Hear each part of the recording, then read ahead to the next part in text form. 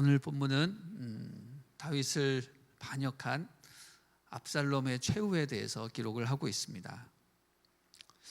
압살롬은 아버지를 반역하여 예루살렘을 점령하고 아버지의 후궁들과 백주에 동침하여 이제는 내가 이스라엘의 왕이다 라는 것을 만방에 선포를 했습니다.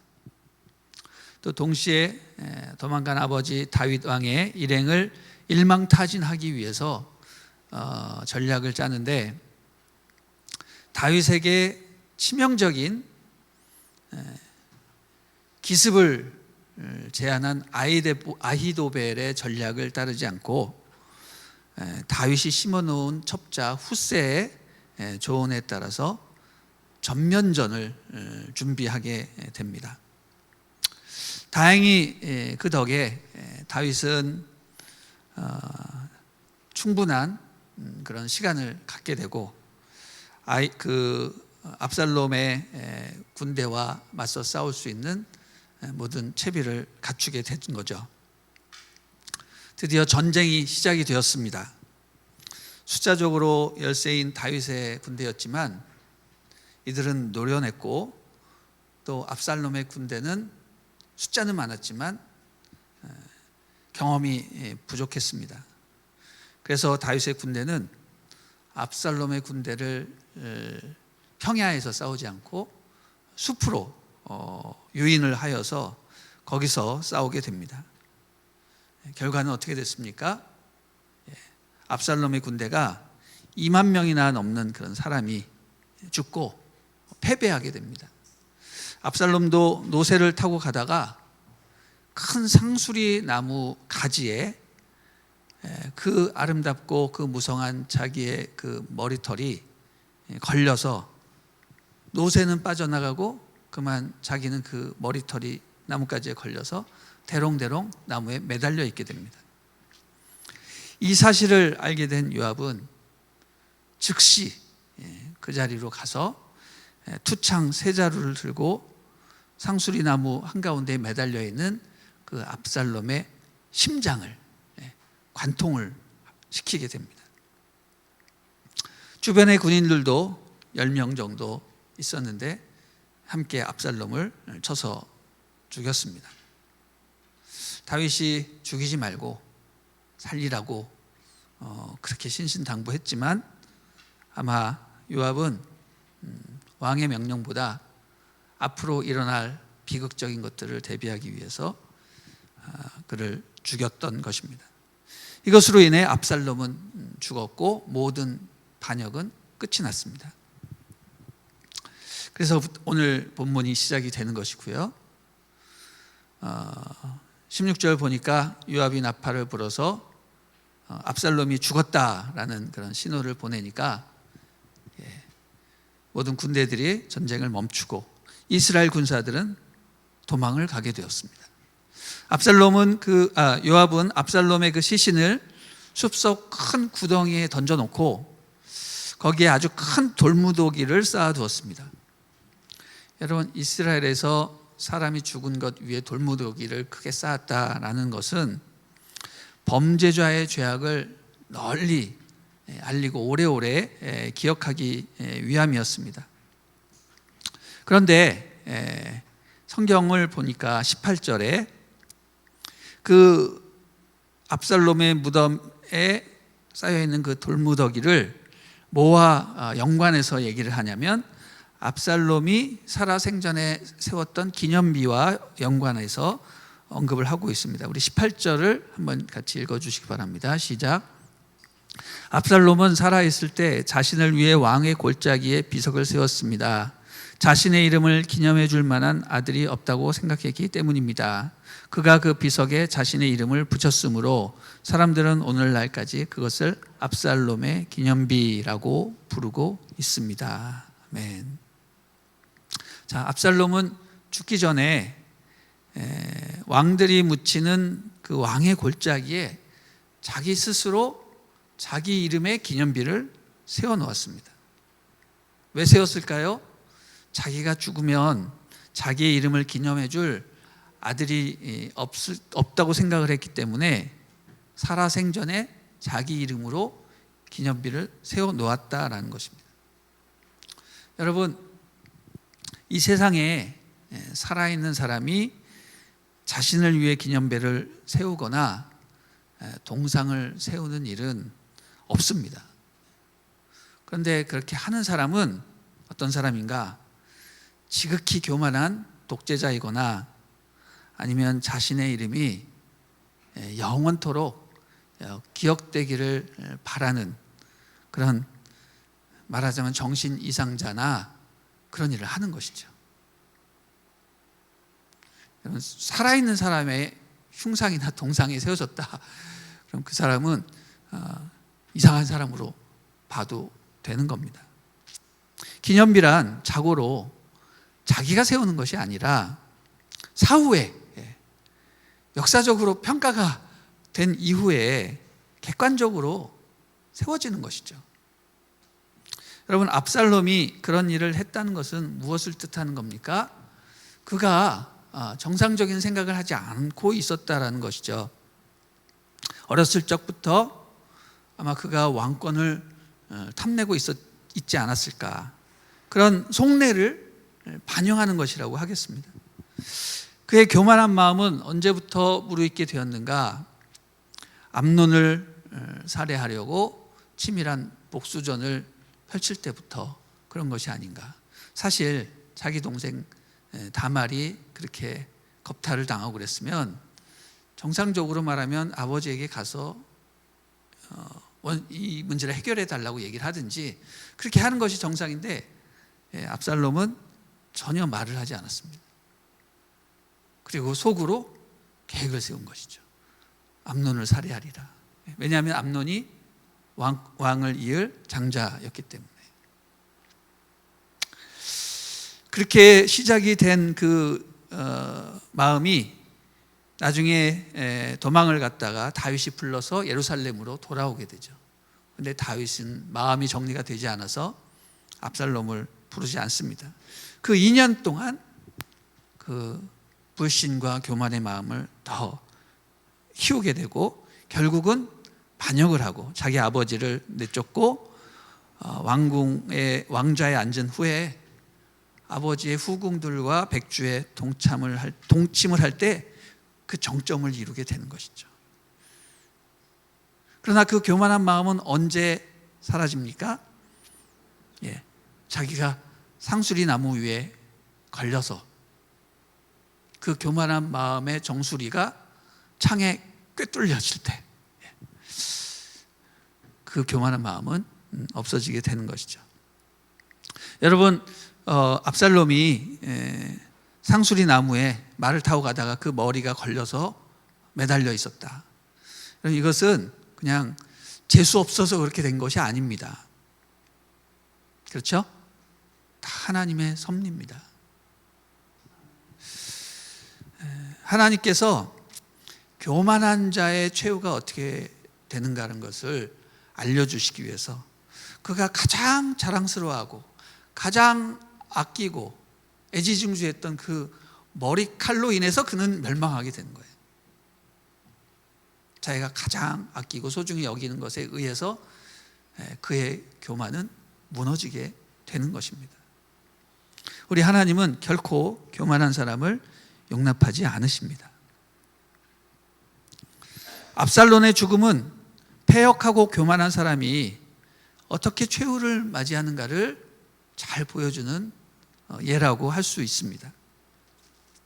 압살롬의 기념비는 자신의 이름이 영원토록 기념되기를 바라는 마음에서 세웠지만 결과적으로는 어떻게 됐습니까?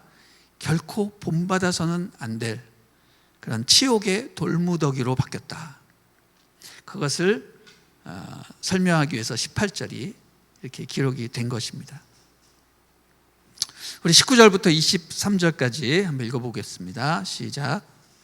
그때 사독의 아들 아히마아스가 말했습니다. 내가 달려가 여호와께서 왕의 원수를 갚아주셨다는 소식을 왕께 전하겠습니다. 요압이 그에게 말했습니다. 오늘 그 소식을 전할 사람은 내가 아니다. 왕자가 죽었으니 너는 다른 날 전하고 오늘은 하지 마라.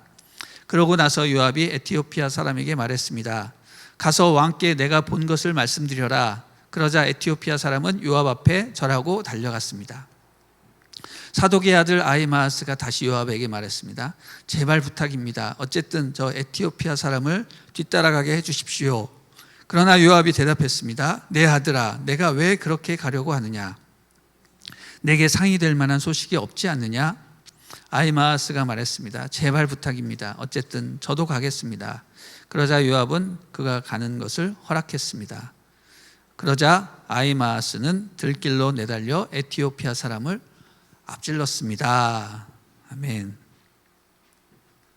자, 압살롬이 죽고 다윗이 군대가 승리하자 이 승전보를 다윗에게 가장 먼저 알리고자 사독의 아들 아히마아스가 요압에게 가서 자기가 이 소식을 가장 먼저 왕께 알리겠다라고 자청하고 나섰습니다.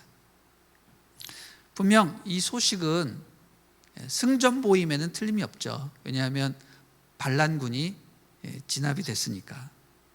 좋은 소식이면 틀림이 없지만 문제는 뭐예요? 왕의 아들, 왕자가 죽었다라는 것이죠. 요압은 왕이 이 소식을 듣고 결코 좋아만 하지 않을 것이라는 것을 알고 있었습니다. 그래서 자기가 아끼는 그 아히마아스에게 가지 말라. 좋지 않다. 나중에 가라. 그렇게 하면서 에티오피아 사람을 보냈습니다. 그러나 순진하고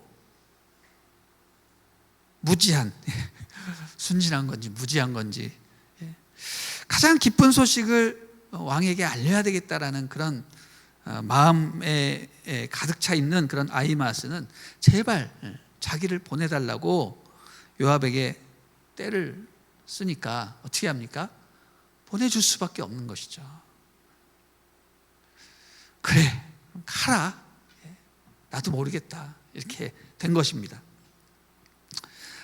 그러자 아히마아스는 정말 기쁜 마음으로 더 빨리 빠른 걸음으로 그것도 지름길로 가서 에티오피아 그 전령을 앞지르게 되었다라고 기록을 하고 있습니다. 저는 오늘 이 말씀을 보면서 두 가지 생각을 하게 됩니다. 첫 번째는 압살롬의 죽음이죠. 교만은 패망의 선봉장이요.